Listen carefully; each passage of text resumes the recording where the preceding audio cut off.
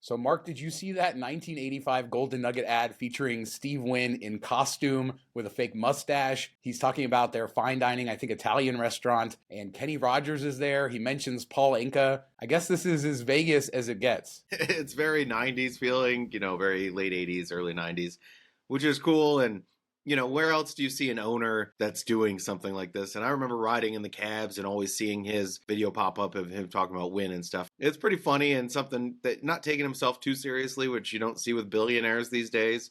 So kind of cool throwback there. Yeah, I mean, these are the days before he had Mirage and before his big empire, right? Golden Nugget was really it. He was a different kind of owner, being out there, being goofy. But of course, we know how it all ended. Yeah, with him being a scumbag.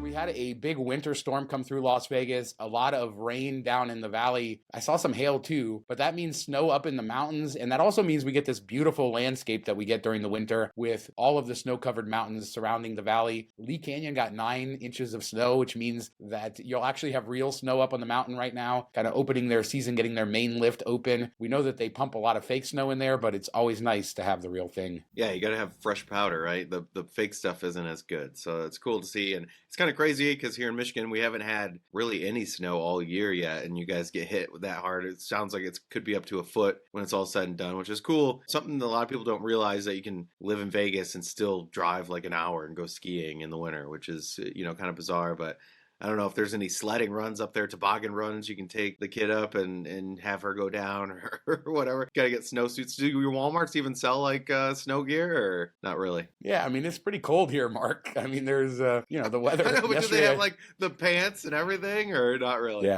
yeah, you can. I mean, it's a big thing to go up there. And obviously for skiing, but just to go up to Mount Charleston during this time of year, I think the roads are mostly closed right now because of the storm. So you do need like chains and all of that good stuff. Southern Nevada drivers, not the best with all of that, but they did say that most of their clients are locals and their big season up there for skiing is January through March. They're opening a little bit later, that main run, than normal, but yeah, everything's good, so head up there. But I love the landscapes. I love just looking out at the mountains with all the snow. That's my favorite part of this time of year. Yeah, that's what I love, like in Salt Lake City and places like that, where you just see snowcap, even Denver, you see like the mountains in the background and getting a different perspective versus, the reddish tinge to them that you normally get. You get a little bit of white and all that stuff. So it's cool to see. So there was a giant Powerball jackpot, apparently. I'm not following all that stuff. I don't go out to the Prim, but I'm sure there was a giant line. And the Michigan was the winner. Somebody in Flint, Michigan, or outside Flint, Michigan, won the Powerball. But somebody in Baker, California, won 5 out of 6 numbers, $1.2 million. And Baker, Mark, is just past Prim. It's the next stop in California. So it's another place that people go. It's a big stop. And lucky lottery winner in that random small town. Yeah, we got to check out the one in Prim, the little like lottery store, just little dumpy building in the back corner, tucked away. You don't really expect anything from it. And then you always see those long lines, which is kind of crazy. No, it's cool. And I wonder how many people actually like watch the lottery and see like the numbers drawn versus like just check their tickets a day or two later and are like, if you get 5 out of 6 numbers, that's the drama, as the 5th one comes up and you're like, oh no, and now the 6th one, and then you don't get it. But if you're just scanning a ticket later, I mean, it's still really cool, but it's not quite the same experience. I wonder how many of these winners like don't even know they won until a while later. Are you sad if you win 1.2 million and you just missed by a number? Is that something that makes you sad? The same conversation we had where you don't do the max spin and you win $4,000 versus $1 million. I think you're sad, but you're also happy. I mean, 1.2, give it to me. I'd be happy. Like, there's some people that won 23K. I wonder if like that's enough that you feel like you could do it again and you just spend it all like buying more lottery tickets. Like, you need to win enough that you're just done, not enough that like gives you a taste of the good life that you're like, oh, I can win more. So I think that's the key there. So Mark, leave it up to Las Vegas to have a crazy video. Did you see this? It was going all around social media. This guy is getting sentenced in court and he decides to just go right at the judge and he leaps at her. And we're talking about this because this is one of the most insane videos I've ever seen. I'm sure people have opinions on both sides, but it's just crazy. Yeah, I've never seen a guy Superman over. I mean, the judges' benches in courtrooms are pretty high, so that's kind of crazy to get that airborne and make it and not clip your knees or leg. I don't know. I've never seen anything like that. We always talk about craziest videos or craziest stories of the year in Vegas. We're just a couple days into 2024, and this has already got to be a top 5, top 3, maybe the craziest thing we'll see in Vegas all year, which is just nuts. And what are the deputies doing in the courtroom? How are they not getting there quicker? There's no taser. Like, what is going on here? It's just kind of crazy. I'm sure there will be, new precautions put in place from now on for this type of stuff, because that's just nuts. No matter how you feel about it, that was one heck of a leap. I mean, insane. I certainly couldn't do that. I would go No, face first into the. I would have go, yeah, broken our neck hitting the side of the judge's desk. Like, it's just crazy. So Tim and Matt travel. They're back. They've been in Vegas. They watched the show, friends of the show, and we talked about the Dorito chip picture last time. But they were in Luxor, and Luxor's removing some of the express checkout things and the house phones from part of the casino there. And while doing that, they unveiled some really historic theming and wallpaper dating back to the old days of Luxor. I love when things like this surface. We saw that billboard from MGM Grand surface at Area 15 from its opening. We see this. Love when little layers of history are still there to be discovered. Yeah, it's less exciting when you do it at your house and you rip through and you see like what pink walls were painted 30 years ago in your house in the different layers of colors. But it's cool to see this, and just like a snapshot in time of how over the top wallpaper was back in the day versus now, and it's understated, and it was like crazy drapes almost of wallpaper. It's cool to see, and something nobody really does anymore. And just a reminder, even though Luxor does still have some theming, man, did they used to have a lot more, and it used to be very, very enveloping in every level, right? And we've gotten some of those more modern touches that took that away, and this is a good reminder of what we had, and I do miss that. I really do miss that. We've talked about it, but I love the modern luxury properties, but the over-the-top theming, it's something we need back. We need it. If you want to do it in a high-end way, sure, but let's do it. Yeah, I think that's a key that Rio really could knock out of the park if they want it, when they're rehabbing all this stuff.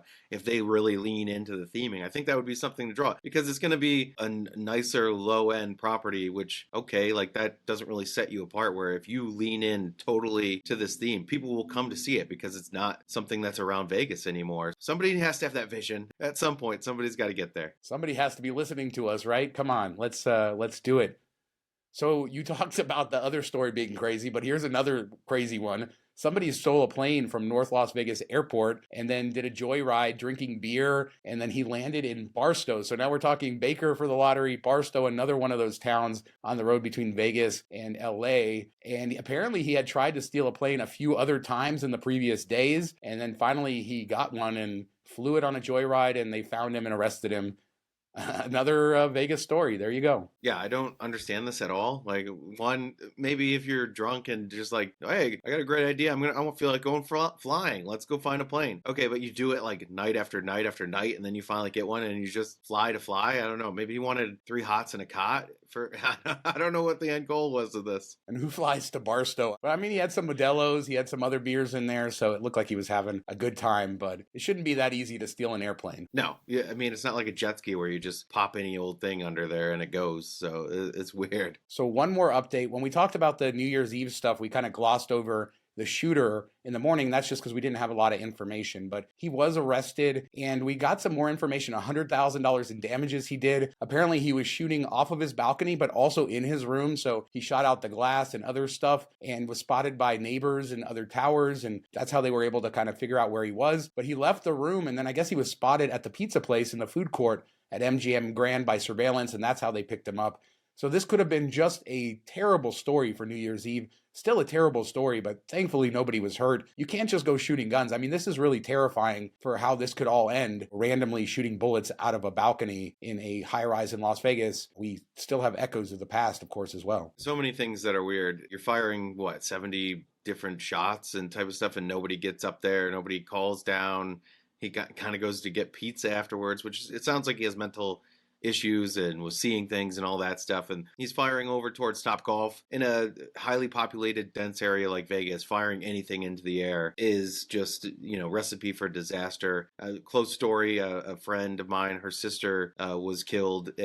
Somebody fired in the air and fireworks just like in a neighborhood. She was just sitting on a bench and it came down and hit her in the head, and like unexpected, random thing. And that was in a not super densely populated area. It's kind of crazy that something similar didn't happen in Vegas. So good that it all worked out that way, but this is just nuts. And people bringing guns to their rooms and fire, it's just bad news. Yeah, thank God this turned out as good as it possibly could have.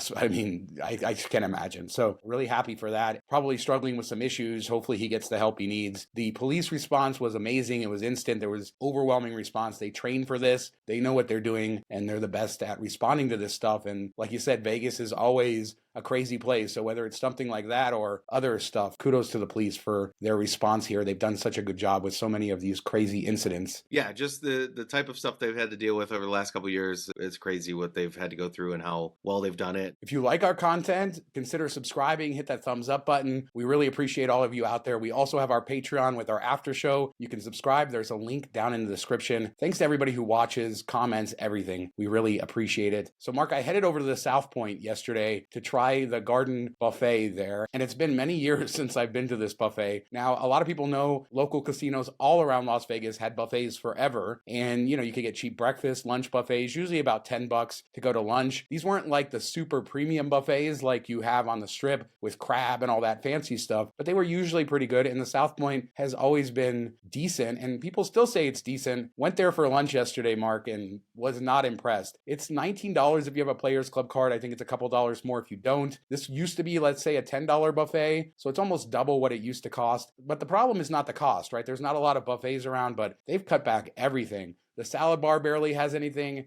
Half the food looked inedible. I did find a few things to eat, and the Mongolian barbecue is still solid there where they cook everything up fresh, but man, was I disappointed. I love that place, and we'll talk about all the reasons in just a second, but the buffet, avoided. That's what I'll say, at least the lunch buffet. Yeah, I've never been a big buffet person. I just never find enough value in it. I think the one good thing buffet does is maybe you get to try some new type of foods that you wouldn't have normally done at the different stands and stuff. And if they're not offering a wide variety, then you kind of lose that value there. So then you're just paying $19 to eat a meal that you could maybe get for less somewhere else if you're just buying that one thing. So you really do have to like test a couple different things, try out different stuff. If you want a salad bar, I guess you go to Ruby Tuesday, huh? I don't think we have any Ruby Tuesdays left here in Vegas.